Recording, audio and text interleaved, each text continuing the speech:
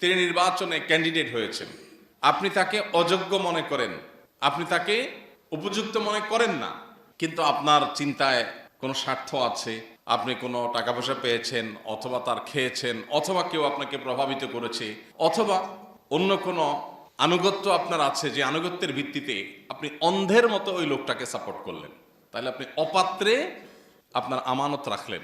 অপাত্রে যদি আমানত রাখেন তাহলে এটাকেই বলা হয় জুলুম, এবং এটা কিন্তু আল্লাহ তাআলার কাছে সবচেয়ে ভয়াবহ অপরাধগুলোর একটা। আর জুলমু যুলুমাতুন ইয়াউমাল কিয়ামা, নবীজি বলেছেন কিয়ামতের দিন দুনিয়ার জুলুম বহুমুখী অন্ধকার হয়ে আসবে।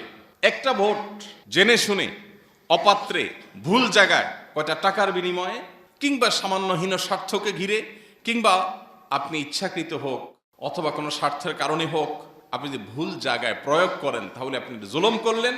এই একটা জুলুম কিয়ামতের দিন আপনার কাছে বহুমুখী অন্ধকার হয়ে উপস্থাপিত হতে পারে।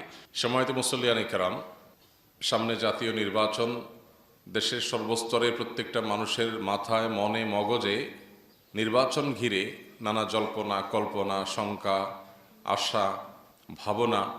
বিশেষ করে বাংলাদেশের মতো যে সমস্ত দেশে বা সমাজে সর্বস্তরের সাধারণ মানুষ দেশের কল্যাণ চায়, ভালো চায়, মঙ্গল চায়, কিন্তু তেমন কোনো ভূমিকা রাখবার সুযোগ থাকে না, সেই মানুষগুলোর কাছে নির্বাচনই হলো একমাত্র ভূমিকা, যেখানে তার কিছুটা মতামত দেওয়ার, মতামত প্রকাশ করবার, রাষ্ট্র পরিচালনার সিদ্ধান্ত গ্রহণ করবার ক্ষেত্রে রাখবার সুযোগ আছে। এজন্য নির্বাচনকে ঘিরে এত উৎসব, এত উৎসাহ, এত আগ্রহ, যে মানুষের আর তো কিছু করার নাই, অন্তত এখানে কিছু করবার চেষ্টা সাধারণ মানুষ করে। গণতান্ত্রিক সমাজে এই নির্বাচন অত্যন্ত গুরুত্বপূর্ণ। যদিও সংখ্যাগরিষ্ঠ মানুষ এদেশের মুসলমান, আর ইসলাম নেতা নির্বাচন করার ক্ষেত্রে গণতান্ত্রিক এই প্রক্রিয়াকে ঠিক এইভাবে সমর্থন করে না। ইসলাম মানুষকে, মানুষের মতামতকে গোনার চাইতে মতামতকে ব্যক্তিভেদে মূল্যায়ন করবার মতে বিশ্বাস করে। আমরা যদি দেখি নবী করিম সাল্লাল্লাহু আলাইহি সাল্লামের ওয়াফাতের পর, তখন মুসলিম রাষ্ট্র মদিনাকে কেন্দ্র করে যেটা গড়ে উঠেছিল, সেটার খলিফা নির্বাচন করার ক্ষেত্রে কি প্রক্রিয়া অবলম্বন করা হয়েছিল, এবং তারপর আরও তিনজন খলিফা, তাদেরকে নির্বাচন করার ক্ষেত্রে কি কি প্রক্রিয়া অবলম্বন করা হয়েছিল, আমরা কোরআন এবং হাদিস, ইসলামের ইতিহাস ঘাটলে সেগুলো বিস্তারিত জানতে পারবো। শুধু একটি কথা বলেই আমরা এ বিষয়ের ইতি টেনে আমাদের মূল প্রসঙ্গে ফিরে যাব। সেটি হলো, গণতান্ত্রিক সমাজে বা গণতন্ত্রের এই পদ্ধতিতে, এই সিস্টেমে মানুষের মতামত গণনা করা হয়। অর্থাৎ একজন বিশ্ববিদ্যালয়ের শিক্ষক, তার মতামত আর একজন একেবারে খেটে খাওয়া দিনমজুর কিংবা শিক্ষাবঞ্চিত মানুষের মতামতের ভ্যালু এক। একজন বিশ্ববিদ্যালয়ের প্রফেসর পলিটিক্যাল সায়েন্স পড়ান, দেশের অনেক গুরুত্বপূর্ণ কোর জিনিসগুলো জানেন, বুঝেন, এই লেভেলের একজন মানুষ, একজন বুদ্ধিজীবী, একজন বিচক্ষণ, একজন দূরদর্শী, একজন জ্ঞানী, তার ভোটের যে মূল্য, একেবারে সাধারণ কোনো মানুষ, যিনি হয়তো শিক্ষাবঞ্চিত, যিনি হয়তো অনেক কিছু বোঝেনও না, তার ভোটের মূল্য সমান। একজনের বয়স মাত্র 18 বা 19, আরেকজন অনেক অভিজ্ঞ, অনেক পোড় খাওয়া, অনেক বিচক্ষণ, অনেক দূরদর্শী, অনেক কিছু দেখার সুযোগ হয়েছে, বোঝার সুযোগ হয়েছে। এই দুজনের ভোটে গণতান্ত্রিক সিস্টেমে কোনো পার্থক্য নাই। অর্থাৎ ভোট গণা হবে, কে দিয়েছে এটা গুরুত্বপূর্ণ না। এখন 10 জন সাধারণ মানুষের মতামত, কোনো কোনো ক্ষেত্রে একজন এক্সপার্টের মতামত ওই 10 জনের চাইতে গুরুত্বপূর্ণ হতে পারে কি পারে না। আমরা ইসলামের ইতিহাসে নবী করিম সাল্লাল্লাহু আলাইহি সাল্লামের ওয়াফাতের পর খলিফা নির্বাচনের সময় লক্ষ্য করেছি যে এখানে ভোট মূল্যায়ন করা হয়েছে, ভোটের কোয়ালিটি বিবেচনা করা হয়েছে, শুধু কোয়ান্টিটি না। গণতান্ত্রিক সমাজে ভোট শুধু কোয়ান্টিটি বিবেচনা করা হয়, কোয়ালিটির কোনো ভ্যালু এখানে নাই। এটা একটা পার্থক্য। এখন আপনি যে কোনো ক্ষেত্রে, আপনি একটা অফিস পরিচালনা করেন, একটা গুরুত্বপূর্ণ ডিসিশন নেবেন, তো সেখানে পলিসি মেকার, অনেক দূরদর্শী, অনেক এক্সপার্ট একজন মানুষের একটা মতামত দেখা যাবে সবার সিদ্ধান্তের চাইতে গুরুত্বপূর্ণ হতে পারে। তো এটা একটা মৌলিক পার্থক্যের জায়গা। তারপরও আমাদের দেশ, গোটা বিশ্বের বিভিন্ন দেশ আজ গণতান্ত্রিক বিধি ব্যবস্থা দ্বারা পরিচালিত। একজন মুসলিম হিসাবে আমাদের স্বপ্ন থাকা উচিত আমাদের ব্যক্তি, আমাদের পরিবার, আমাদের রাষ্ট্র তথা আল্লাহর এই সৃষ্টি জগৎ, বিশেষ করে এই পৃথিবী, কোরআন এবং হাদিস আমাদেরকে যে পদ্ধতি বাতলে দিয়েছে সেই পদ্ধতি অনুযায়ী পরিচালিত হবে, এই স্বপ্ন, এই আগ্রহ একজন মুসলমান হিসেবে প্রত্যেকের মনে লালন করা উচিত এবং কর্তব্য। এবার আসেন মূল প্রসঙ্গে ফিরে আসি। গণতান্ত্রিক সমাজে যেহেতু নির্বাচনটাই সবচেয়ে গুরুত্বপূর্ণ, এই জন্য নির্বাচনকে ঘিরে আমাদের উৎসাহ বা আমাদের আগ্রহ, উৎসব এগুলোর কোনো শেষ নাই, বিশেষ করে যখন আমাদের আর কিছু করার থাকে না। পৃথিবীর অনেক উন্নত দেশ আছে, যেমন সুইজারল্যান্ডের কথা আমি বিশেষভাবে বলতে পারি, সেখানে যাওয়ার সুযোগ হয়েছে আমার, এবং সেখানকার সমাজের কিছু প্রচলিত সিস্টেম সম্পর্কে জানার সুযোগ হয়েছে। সেটা লক্ষ্য করলে দেখা যায় যে তাদের একটা সোসাইটিতে, একটা ছোট্ট সমাজে কোনো একটা কিছু করবে, সেখানে সমাজ যারা বসবাস করে সে বাসিন্দাদের মতামতটা সবচেয়ে গুরুত্বপূর্ণ থাকে। এখানটা স্কুল হবে কি হবে না, প্রত্যেকের কাছে ডাকের মাধ্যমে, পোস্ট অফিসের মাধ্যমে চিঠি চলে যায়, সে আবার তার মতো করে ভোট দিয়ে দেয়। এই এলাকার বাসিন্দাদের মতামত অনুযায়ী সবকিছু হবে এখানে, অন্য কারোর কথা এটা চলবে না। জনপ্রতিনিধি চাইলেন আর এখানে উনি একটা স্কুল করলেন, উনি একটা মসজিদ করলেন, একটা মাদ্রাসা করলেন, রাস্তা করলেন, একটা কিছু করলেন না, এত সহজ না। এলাকাবাসী ছোটখাটো বিষয়গুলোর জন্য ছোটখাটো ভোট হয়, তাদের মতামতের ভিত্তিতেই সেখানে সবকিছু হয়। তো আমাদের দেশে যেহেতু অন্য কোনো ক্ষেত্রে আমাদের আর মতামত নেওয়ার সুযোগ নাই, 5 বছরে একবার সুযোগ আসে, সেটাও আবার অনেক সময় দেখা যায় দীর্ঘকাল সুযোগ হাতছাড়া হয়ে যায়। এজন্য আমাদের উৎসাহের শেষ নাই শুধুমাত্র ভোটকে ঘিরে। এক্ষেত্রে সারা বিশ্বের ওলামায়ে কেরামের মূল্যায়ন হলো, অবজারভেশন হলো, যে সমাজ, যে রাষ্ট্র গণতান্ত্রিক সমাজ, যেখানে গণতন্ত্র প্রচলিত আছে, বিকল্প কোনো কিছু নেই, সেখানে যদি কোনো নির্বাচনে কোনো ভোটার তিনি যদি কোনো ভোট দেওয়া থেকে বিরত থাকেন এবং এর ফলে অন্তত একটা মন্দ মানুষ, একটা খারাপ মানুষ নির্বাচিত হওয়ার সুযোগ তৈরি হয়, তাহলে সেক্ষেত্রে এটা সন্দেহাতীতভাবে একটা ভুল সিদ্ধান্ত। অনেকেই আছেন যারা মনে করেন যে আমি তো গণতান্ত্রিক এই প্রক্রিয়াটাকেই পছন্দ করি না, সো আমি ভোট দিলাম না। এই দৃষ্টিভঙ্গি অনেকেই লালন করেন, তাদের প্রতি যথেষ্ট শ্রদ্ধা রেখেই বলছি। সৌদি আরবের সর্বোচ্চ ওলামায়ে কেরামের অন্যতম ছিলেন শেখ মোহাম্মদ সালেহ আল উসাইমিন রাহিমাহুল্লাহ, সমকালীন বিশ্বের সবচেয়ে বড় স্কলারদের একজন গণ্য করা হয়। তিনি পরিষ্কারভাবে মতামত দিয়েছেন, কোন সমাজে যখন ভোটাভুটির সিস্টেম থাকে, গণতান্ত্রিক এবং নির্বাচনের পদ্ধতি প্রচলিত থাকে, সেখানে তুলনামূলক ভালো মানুষটাকে নিজের ভোট দেওয়া এটা ভোটারের কর্তব্য। তুলনামূলক ভালো মানুষকে যদি আপনি ভোটটা না দেন, আপনার মতটা আপনি না দেন, তাহলে দিন শেষে কি হবে? দিন শেষে এই ন্যারেটিভ, এই মতামতের ভিত্তিতে যে ন্যারেটিভ বিল্ড হয়, যে ন্যারেটিভ প্রতিষ্ঠিত হয়, সেটা অন্যায় সমাজের মধ্যে ঝেঁকে বসার ক্ষেত্রে আরো বেশি সহায়ক হবে। দিন শেষে খারাপ মানুষরা বলবে, কই এই যে এত % ভোট পাওয়া গেছে, অতএব মানুষ তো এটাই চায়, বোঝা যাচ্ছে। আপনি যে কি চান সেটা তো আপনি বোঝাবার কোনো সুযোগ তৈরি করেন নাই। আপনি একজন সৎ, একজন ভালো মানুষকে ভোট দিতে গিয়ে যদি আপনার মনে হয় লোকটা জিতবে না, তাও আপনার কিছু আসে যায় না, তাকে জেতানো আপনার দায়িত্ব না। আপনার দায়িত্ব হলো সঠিক জায়গায় সঠিক সিদ্ধান্তটা দেওয়া। সঠিক জায়গায় সঠিক সিদ্ধান্তটা যদি আপনি দেন, আল্লাহর কাছে আপনার দায় থাকলো না, এবং সেই সাথে আপনি যেই মতকে বিশ্বাস করেন সঠিক বলে, সেই মতের পক্ষে একটা মতামত কাউন্ট হয়ে গেল। এটা ওই মতের পক্ষে ন্যারেটিভ বিল্ড করার ক্ষেত্রে এক পদক্ষেপ হলো, এক পা হলো আগাবে। আর যদি আপনি বিরত থাকেন, তাহলে এখানে ভালো এবং মন্দের যে প্রতিযোগিতা, যোগ্য এবং অযোগ্যের যে কম্পিটিশন, এই কম্পিটিশনে আপনার কোনো ভ্যালু অ্যাড করা গেল না, ফলে মন্দের পাল্লা ভারী হওয়ার আশঙ্কা থাকবে। আল্লাহ রাব্বুল আলামিন কোরআনে কারিমে আমাদেরকে আমানতের ব্যাপারে সচেতন করেছেন। একজন ইমানদার তিনি আমানতদার হতে হবে। এই ভোটকে এক প্রকার মতামত গ্রহণ করা, পরামর্শ চাওয়ার মতো বিষয় হিসেবে তুলনা করা যায়। আর যখন কেউ পরামর্শ চায় আপনার কাছে যে আপনি মতামত দেন, তখন কিন্তু এটা আপনার কাছে আমানত হয়ে যায়। নবী করিম সাল্লাল্লাহু আলাইহি সাল্লাম বলেছেন, আল মুস্তাশার মু'তামান, যার কাছে পরামর্শ চাওয়া হয় এই লোকটা আমানত এর দায়িত্ব বহন করছে, বোঝা বহন করছে। আপনাকে বলা হলো যে আপনি মতামত দেন, যখনই আপনার কাছে মতামত চাওয়া হলো, তখনই আপনার উপর আমানত এসে জেঁকে বসেছে। এখন আপনার কর্তব্য হলো এই আমানতকে যথাস্থানে রেখে দেওয়া।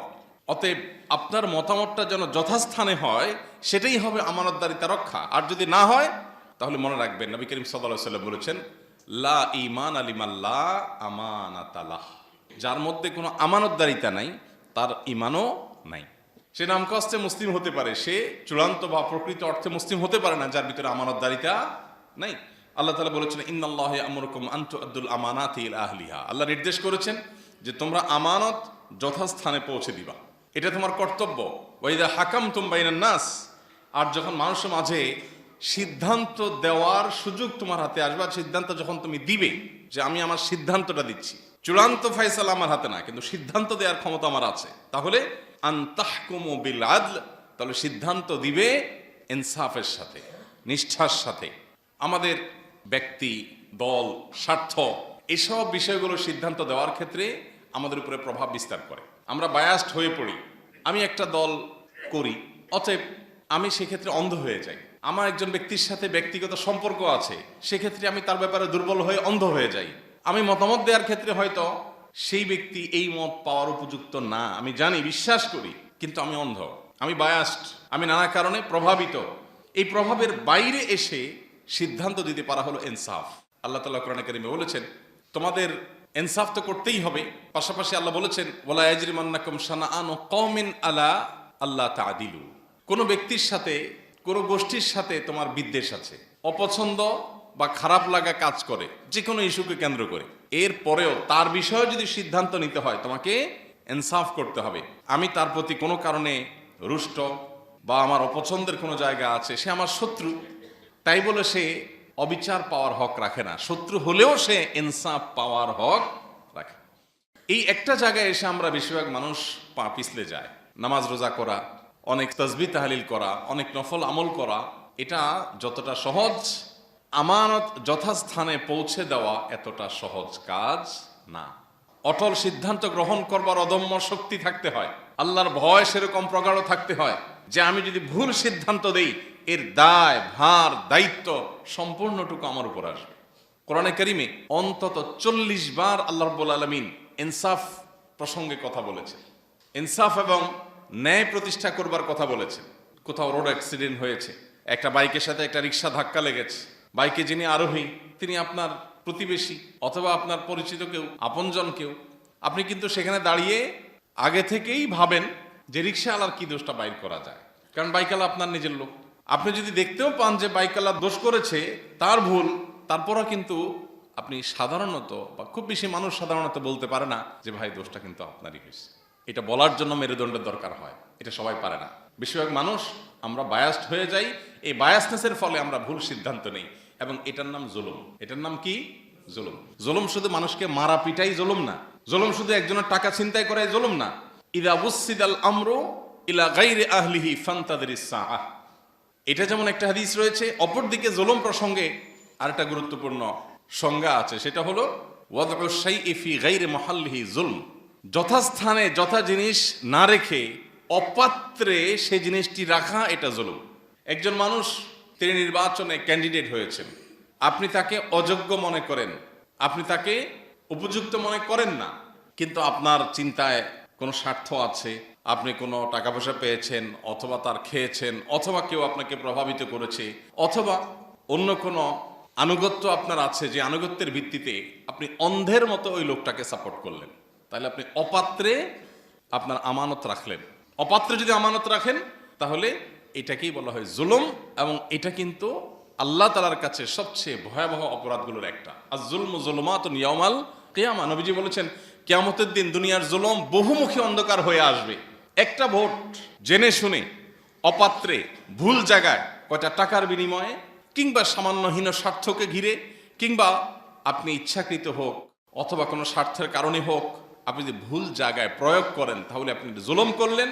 এই একটা জুলুম কিয়ামতের দিন আপনার কাছে বহুমুখী অন্ধকার হয়ে উপস্থাপিত হতে পারে।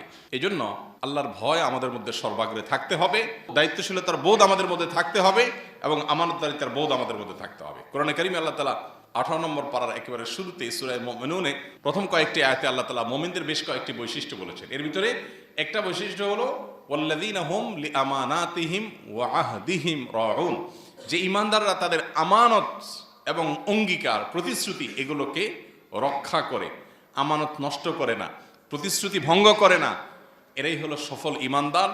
উলাইকা হুমুল ওয়ারিসুন আল্লাযীনা ইয়ারিসুনাল ফিরদাউসা হুম ফিহা খালিদুন, এই মানুষগুলোই জান্নাতুল ফিরদাউসের অধিকারী হবে যারা দুনিয়াতে আমানত রক্ষা করতে পেরেছে। আল্লাহ আমাদের সবাইকে সেই তৌফিক দান করুন। প্রিয় ভাইরা আমার, এই জায়গাটাতে এসে আমরা যেন কোনো ভুল কাজ না করি। আমি আবারও বলছি, অনেক ওলামা একরাম আছেন যারা গণতান্ত্রিক এই প্রক্রিয়ার সাথে একমত না হওয়ার কারণে অথবা ইসলামের দৃষ্টিকোণ থেকে গণতন্ত্র বা গণতান্ত্রিক সমাজ যেভাবে পরিচালিত হয় সেটার সাথে কোরআন এবং হাদিসের অনেক ক্ষেত্রে, মৌলিক অনেকগুলো ক্ষেত্রে বিরোধ থাকার কারণে অনেকেই ভোট দেওয়ার ব্যাপারে অনুমোদন দেন না। মনে করেন যে না, ভোট থেকে বিরত থাকার মধ্যেই কল্যাণ। এটা একটা মত, একটা ইস্তিহাদ, কারোর ইস্তিহাদ, কারোর মতামত, কারোর গবেষণা থাকতেই পারে। তবে আমরা যেটা বলেছি যে আরব কিংবা আমাদের দেশ বা অন্যান্য দেশের সংখ্যাগরিষ্ঠ আলেমদের মত এটা না। সংখ্যাগরিষ্ঠ আলেমদের মত হলো যে আপনার হাতে যে অপশন আছে এই অপশন ব্যবহার করে ভালোর পথে, কল্যাণের পথে, একজন মুসলিম হিসাবে ইসলামের পথে, ইমানের পথে আপনার প্রচেষ্টাটা গুরুত্বপূর্ণ। কি হবে সেটা আপনার দায়িত্ব না, চেষ্টাটা আপনাকে করতে হবে। আজকে বিশেষ করে বিভিন্ন টিভি টক শোতে দেখা যায়, দীর্ঘদিন থেকে আমরা দেখি যে এক শ্রেণীর মানুষ যারা ইসলামকে অপছন্দ করে, মুসলমানদেরকে অপছন্দ করে, ইসলাম মুসলমানদের শত্রুতা করে, ধর্মপ্রাণ মানুষদের বিরুদ্ধে যারা বিদেশিদের বিভিন্ন এজেন্ডায় দেশে পুশ করার চেষ্টা করে, এরা বিভিন্ন সময় টকশোতে আলেমুল আমাদেরকে তুচ্ছতাচ্ছিল্য করে যে কই কোনো আলেম দা আলেমকে কেউ ভোট দেয় না। তাহলে পার্সেন্টেজ যখন কম হবে, এই কম দিয়া সে তার মন চাহি খেয়াল খুশি মতো কাজ করাটাকে সে রাইট হিসেবে ধরে নেবে, প্রতিষ্ঠিত করবে।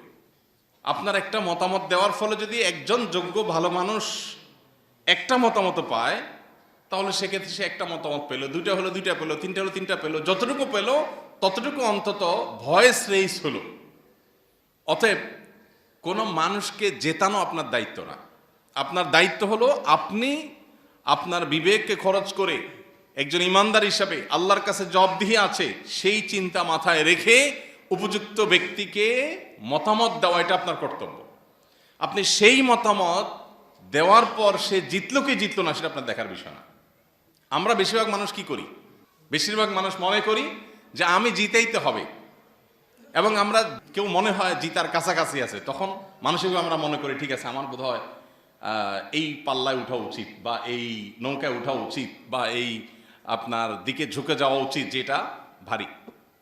অথচ আমার কাজ হলো, আল্লাহ আমাকে যে বুদ্ধি দিয়েছেন দ্বীনের জন্য, ইসলামের জন্য একজন মুসলমান হিসাবে, দেশের জন্য একজন মুসলমান হিসাবে কল্যাণকর কি সেটা বিবেচনা করা। আল্লাহ আমাদের সবাইকে সঠিক সিদ্ধান্ত সঠিক সময় গ্রহণ করার তৌফিক দান করুন। প্রিয় ভাইরা আমার, এই সিদ্ধান্তগুলো এত বড় আমানত যে সিদ্ধান্তগুলোকে কেন্দ্র করে অনেক কিছু হতে পারে আল্লাহর কাছে। একটা প্রশ্ন আমাদের কাছে প্রায় সময় আসে, সেটা হলো আমি একজন ক্যান্ডিডেটকে ভোট দিলাম, সেটা যে কোনো ক্ষেত্রে হোক, জাতীয় নির্বাচন হোক, স্থানীয় নির্বাচন হোক, অথবা অন্য কোনো নির্বাচন হোক, আমি কোথাও মতামত দেওয়ার সুযোগ পেলাম, আমাকে বললো তুমি মতামত দাও, আমি আমার মত দিলাম, বাট আমার মত নিয়ে সে নির্বাচিত হয়ে কোনো খারাপ কাজ করলো, এর দায় কার উপরে বর্তাবে? অনেক বড় একটা প্রশ্ন। তো এটার উত্তর হলো, একটা হলো যে একজন মানুষের ব্যক্তিগত ভুল বিচ্ছুতি, একান্তই ব্যক্তিগত, যেটা আগে থেকে কোনো আগাম ধারণা করার সুযোগ নেই। এটা লোকটা গুনাহে লিপ্ত হয়েছে, এটা খারাপ কাজ করেছে, এটার দায় তার। আল্লাহ কোরআনে কারিমে বেশ অনেক জায়গা বলেছেন, ও আল্লাহ তাজিরু ওয়াজরাতুন উজরা উখরা, কোনো ব্যক্তি আরেকজনের পাপের বোঝা বহন করবে না। সে পাপ করছে, তার পাপ তাকে পাবে। তবে আল্লাহ তাআলা সূরা মায়েদার একেবারে শুরুতে এও বলেছেন, ওয়া তাআওয়ানু আলাল বিররি ওয়াত তাকওয়া ওয়া লা তাআওয়ানু আলাল ইসমি ওয়াল উদওয়ান। পাপ এবং সীমালঙ্ঘন হবে তুমি জানো। কোনো ব্যক্তি সে হয়তো মাদক গ্রহণ করে, কোনো ব্যক্তি সে ফাসেক, তার ভিতরে আল্লাহর ভয় নাই, সে হয়তো ভালো করে নামাজটাও পড়ে না, সে হয়তো দ্বীন ইসলামের কোনো বালাই তার মধ্যে নাই, সে হয়তো আল্লাহ ভীরু না হওয়ার কারণে, মুত্তাকি না হওয়ার কারণে, ভালো মুসলিম, ভালো সৎ মানুষ না হওয়ার কারণে সে হয়তো নানান পাপাচারা লিপ্ত হবে, খুন খারাপি করবে, মাস্তানি করবে, অনেক অন্যায় কাজ করবে, অনাচার করবে, দখলদারিত্ব করবে, এই টাইপের মানুষ সে, আপনি জানেন। এরপরে যদি আপনি সেখানে ভোট দেন, কেন? দলীয় আনুগত্য কিংবা আপনার অন্য কোনো স্বার্থের কারণে। তাহলে যদি আপনার এই ভোটের পর এই লোক নির্বাচিত হয়ে অন্যায় কাজ করে, তাহলে তার একটা ভাগ আপনাকে বহন করতেই হবে। ধরলেন না, খাইলেন না, ছুঁইলেন না, কিন্তু পাপের বোঝা আপনাকে ঠিকই নিতে হবে। নিজের বিবেকের কাছে আপনি দংশিত হতে থাকবেন কিয়ামতের শাস্তিতে পরের কথা। তো এই জন্য এই জায়গাটাতে একজন ইমানদার মানুষ হিসাবে আমানতদারিতা রক্ষা করাটা খুবই গুরুত্বপূর্ণ। আমাদের দেশে ভোট কেনাবেচার যে কালচার আছে, গ্রামে গঞ্জে শহরে বিভিন্ন ক্ষেত্রে, এই কালচার জঘন্য এবং ভয়াবহতম কালচার। এটার বিরুদ্ধে আমাদের সামাজিক প্রতিরোধ গড়ে তোলা দরকার। টাকা দিয়ে কেউ যেন অন্তত কোনো মানুষের মতামত কিনতে না পারে। প্রচলিত আইনে যেরকম নিষিদ্ধ, একইভাবে শরিয়ার দৃষ্টিকোণ থেকে এটা এত বড় জঘন্য অপরাধ। একটা মানুষ আমানতের খেয়ানত করলো, এটা একটা অপরাধ।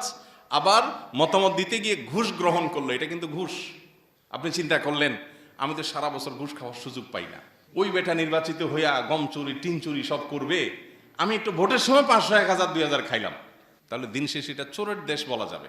এই ট্যাগ যদি আপনি শুনতে আপনার খারাপ না লাগে তাহলে আপনি খাইতে পারেন, কিন্তু দায় আল্লাহর কাছে ঠিকই নিতে হবে।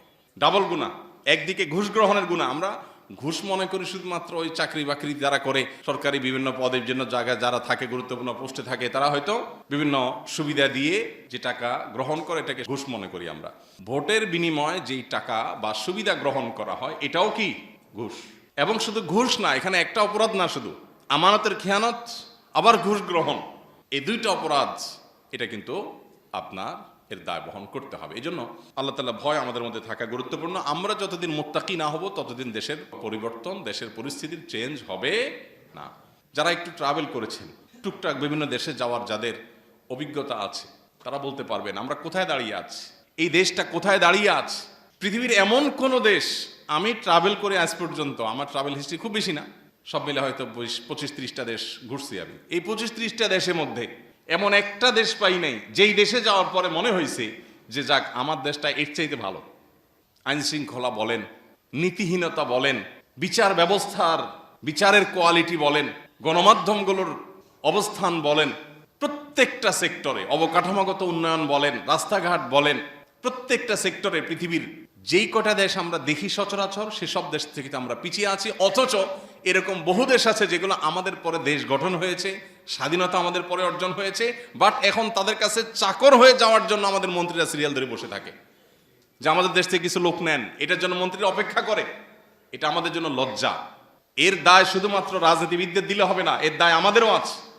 যে দেশে 500-1000 টাকায় ভোট কেনা যায় সে দেশে কিভাবে ভালো পরিবর্তন হবে। এলাকাতে একটা যোগ্য মানুষ আছে, উনি নিতে চায় না, সবাই ওনাকে জোর করছে, না ভাই আপনাকে নিতে হবে। হয় না এরকম অনেক সময়? নবীজি বলেছেন কেউ যদি এরকম কোনো মানুষকে দায়িত্ব চাপিয়ে দেয় তখন সে আল্লাহর পক্ষ থেকে সাহায্যপ্রাপ্ত হয়। তার দায়িত্ব পালনের ক্ষেত্রে আল্লাহ তাকে কি করেন? সাহায্য করেন। আর যখন নিজেকেও নিজের ঢোল নিজে পিটায়, হ্যাঁ, নিজেই কর্মীদের শিখায় দেয়, স্লোগান কি হবে? অমুক নেতার চরিত্র ফুলের মতো পবিত্র, লিখে দিচ্ছে কে? নেতা। তো যে নিজের ঢোল নিজে পিটায় এবং দায়িত্ব যে ব্যক্তি যেচে নেয়, নবীজি বলেছেন আল্লাহর পক্ষ থেকে সে সাধারণত সাহায্য প্রাপ্ত হয় না। এটা হলো ইসলামের মূল কনসেপ্ট। এরপরও কোনো জায়গায় যদি মনে হয় যে না, এখানে আপনি যেচে না নিলে বরং ন্যায় এবং সত্য পিছিয়ে পড়বে। অনেক সময় আমরা সফরে যাই, ট্রাভেলে যাই, নামাজ কে পড়াবে এটা নিয়ে দ্বিধাদ্বন্দ্বে পড়ে যাই, হয় না এরকম? ধরুন ফেরিঘাটে আপনি ফেরিতে উঠলেন, যদিও ফেরি এখন আস্তে আস্তে কমে গেছে। কোন একটা বাস স্টপেজে আপনি গেলেন, ব্রাহ্মমান একটা নামাজের জায়গা যেখানে টেম্পোরারি জামাত হচ্ছে, পার্মানেন্ট কোনো ইমাম নাই, তো সেখানে দেখা যায় কে ইমামতি করবে এটা দ্বিধায় পড়ে যায় মুসল্লিরা, আছে না? অনেক মুসল্লি আছে উনি জানে ওনার ক্যারারটা সহি, উনি যদি এখন সামনে বেড়ে না যান, এমন কেউ সামনে বেড়ে যাবে এর ক্যারারটা সহি না, নামাজই হবে না, এমন অশুদ্ধ পড়ে। তো এরকম পরিস্থিতিতে না ভাই আমি নিজে ইমাম হওয়া এটা তো উচিত না, তাহলে আমি দাঁড়ায় থাকি, এটা না। তখন আপনাকে নিজেই কি হতে হবে? ইমাম হতে হবে। কারণ আপনি নিজে ইমাম না হলে ভুলভালকে ইমাম হয়ে আপনার নামাজ তার নামাজ দুইটা নষ্ট হওয়ার আশঙ্কা আছে। তো এইরকম পরিস্থিতিতে প্রার্থী হওয়া নাজায়েজ না। আমি শুধু ইসলামের কনসেপ্টটা বললাম যে ইসলাম কিন্তু বলে যে চায় তাকে দায়িত্ব দিও না, যে চায় না তাকে যেছে দায়িত্ব দাও। গণতান্ত্রিক এই বিধি ব্যবস্থা এই সমাজে যখন যেছে দায়িত্ব দেওয়ার কালচারই নাই, সেখানে বরং কেউ যদি সত্যের পক্ষে না দাঁড়ায় সেক্ষেত্রে সত্য বরং নিভে যাবে, অসত্য বরং শক্তিশালী হবে, তখন তার দায়িত্ব আগ বেড়ে যাওয়া। কিন্তু সেই আগ বাড়াটা হবে আল্লাহর খাতিরে। এবং যারা ভোট দিবেন, একটা ভোট এটা আপনার গণতান্ত্রিক এই প্রক্রিয়ার মধ্য দিয়ে আপনার নিয়ত যদি হয় আল্লাহ তোমার কাছে জবাবদিহিতা যেন আমি ধরা না পড়ি, কিয়ামতের ময়দানে আমি যেন তোমার কাছে সঠিক উত্তর দিতে পারি, আমার যেন পাকড়াও না হয়, সেই চিন্তা মাথায় রেখে আমি দিচ্ছি, তাহলে এই ভোট এটা আপনার আল্লাহর কাছে বিনিময় পাওয়ার কারণ হতে পারে। আর যদি এই ধান্দা আপনার না থাকে, বরং পার্থিব ধান্দাটাই মূল থাকে, অনেক ক্ষেত্রে ভোট আপনার গুনাহের কারণও হতে পারে। এই জন্য আল্লাহ তাআলার কাছে এই দায়িত্বের বোধ আমাদের থাকতে হবে। আমরা দায়িত্বশীল নির্বাচন করবার ক্ষেত্রে কোন প্রক্রিয়া অবলম্বন করবা, কি দেখব? আমাদের দেশে তো এখনো মানুষের মন মানসিকতা কোনো কোনো ক্ষেত্রে কোনো কোনো ব্যক্তিদের মধ্যে দেখা যায় এমন মানে ছোট ছোট চিন্তা আমরা করি যেগুলো আসলে আমানতদারিতার চিন্তা থেকে ওইটা করা উচিত না। আপনি একজন সাধারণ মানুষ হতে পারে, আপনার একটা ভোটের মূল্য কি বা হতে পারে, কোটি কোটি ভোটের মধ্যে আপনার একটা ভোটের মূল্য আপনি মনে করতেছেন কি বা হতে পারে, কিন্তু না, একটা আমানত হিসাবে এটা অনেক গুরুত্বপূর্ণ। আল্লাহ বলেছেন তিনি আমানত রাখতে চেয়েছেন, আমানত দিতে চেয়েছেন পাহাড়কে, পর্বতকে, আসমানকে, কিন্তু ফাআবাইনা আন ইয়াহমিলনাহা, আল্লাহর এই বিশাল বিশাল সৃষ্টিগুলো কেউই আমানত গ্রহণ করতে চায় নাই। আল্লাহ সে আমানত দিয়েছেন পরবর্তীতে মানুষকে। ওয়াকানাল ইনসানু যালুমান জাহুল, আল্লাহ বলেছেন মানুষ সে আমানত নিজে আল্লাহ দিতে বলাতে নিজে নিয়ে নিয়েছে, এবং সে আমানত হলো কোরআনের আমানত, দ্বীনের আমানত, এটা আল্লাহ মানুষের উপর দিয়েছেন। অতএব আমানত মানেই ভারী, যেটা পাহাড় পর্বত পর্যন্ত অস্বীকৃতি জানিয়ে আল্লাহ তাআলার নির্দেশনার পর মানুষ না বুঝে না জেনে যে দ্বীনের আমানত গ্রহণ করেছে। প্রত্যেকটা মতামত দেওয়া, প্রত্যেকটা আমানতই এরকম গুরুত্বপূর্ণ, পরিমাণে ছোট হোক বড় হোক, আল্লাহর কাছে এর দায় অনেক বেশি। এই জন্য এই ভয় যেন আমাদের মধ্যে থাকে এবং উপযুক্ত ব্যক্তি যেন আমরা নির্বাচন করার চেষ্টাটা অন্তত করি। শুআয়ব আলাইহিসসালামের ঘটনা আল্লাহ তাআলা কোরআনে উল্লেখ করেছেন যে শুআয়ব আলাইহিসসালাম তার মেয়েদেরকে যখন বকরিগুলোকে পানি পান করাবার জন্য পাঠিয়েছেন, তখন মুসা আলাইহিসসালাম তাদেরকে সহযোগিতা করেছেন এবং মেয়েরা তাকে নিয়ে তার বাবার কাছে বিনিময় দেওয়ার জন্য নিয়ে আসছেন। যখন বাবার কাছে নিয়ে আসছেন, বাবা ওই ব্যক্তিকে অর্থাৎ মুসা আলাইহিসসালামকে যখন অফার দিলেন যে তুমি আমার এখানে থেকে যাও পার্মানেন্ট কাজের লোক হিসাবে, তখন মেয়েরা মন্তব্য করেছিলেন ইয়া আবাতি ইস্তাজিরহু ইন্না খায়রা মান ইস্তাজারতাল কবিয়্যুন আমিন, বাবা এই ব্যক্তিটাকে আপনি কাজের জন্য পার্মানেন্ট নিয়োগ দেন, কারণ এই ব্যক্তি কবি এবং আমিন, অর্থাৎ এই ব্যক্তি দক্ষ এবং বিশ্বস্ত। এখান থেকে বোঝা গেল কোনো ব্যক্তিকে দায়িত্ব দেওয়ার জন্য দুটি জিনিস গুরুত্বপূর্ণ। একটা হলো এই দায়িত্ব পালনে সে কতটা সক্ষম, কতটা দক্ষ সেটা দেখা, আরেকটা হলো কতটা সৎ সেটা দেখা। শুধু সততা এটা দায়িত্ব দেওয়ার জন্য যেমন যথেষ্ট না, আবার শুধু দক্ষতা এটাও দায়িত্বের বোঝা কারোর উপরে চাপানোর জন্য যথেষ্ট না, বরং একসঙ্গে তাকে দক্ষ হতে হয় আবার সৎ হতে হয়। আপনি কোনো একটা কাজ দিবেন কোনো একটা আপনার অফিসে, আপনার কোনো একটা কোম্পানিতে, আপনার ব্যবসা প্রতিষ্ঠানে, নিশ্চয়ই আপনি খুঁজবেন এই কাজটা করার জন্য উপযুক্ত ব্যক্তি যেন পান, একই সাথে সে যেন চোর না হয়, সে যেন দুর্নীতিবাজ না হয়। একদিকে যদি হয় খুব যোগ্য শেয়ানা চালাক মানুষ, কিন্তু সে 2 নম্বর, সে যেরকম আপনার জন্য ক্ষতিকর, আবার অপর দিকে একজন মানুষ খুবই সৎ নামাজি আল্লাহভীরু, কিন্তু তার সে দক্ষতা নেই এই কাজটা করার মতো, তাকেও দায়িত্ব দেওয়া যথাযথ হবে না, কারণ সে দায়িত্ব নিয়ে দায়িত্ব পালন করতে পারবে না। অতএব একই সঙ্গে দক্ষতা এবং সততার সন্নিবেশ যেন ঘটানো যায়, তুলনামূলক যা আছে এর মধ্যে মন্দের ভালো কি হতে পারে সেই জিনিসটা যেন বের করা যায়, এই চেষ্টা আমাদের করতে হবে। অতএব আমি আমার আমানত এর জন্য আল্লাহর কাছে জিজ্ঞাসিত হব, সে আমানতটা আমি যথাযথভাবে পালন করছি কিনা সেটা আমার কাছে দেখার বিষয়। এর বাইরে আল্লাহ তাআলার কাছে আমার আর কোনো জবাবদিহিতা এই ক্ষেত্রে অন্তত নাই। আমি যদি আমানতটা সঠিকভাবে পালন করার চেষ্টা করি, আল্লাহর কাছে আমি দায়মুক্ত হলাম। সে জিতলো কি জিতলো না সেটা আমার দেখার বিষয় না। অতএব আমি কার পাল্লা ভারী সেটা বিবেচনা করব না। এমন এমন বিষয় দেখে মানুষ ভোট দেয়, এখনো বলে যে অমুক মাশাআল্লাহ হ্যান্ডসাম, চেহারাটা সুন্দর, অতএব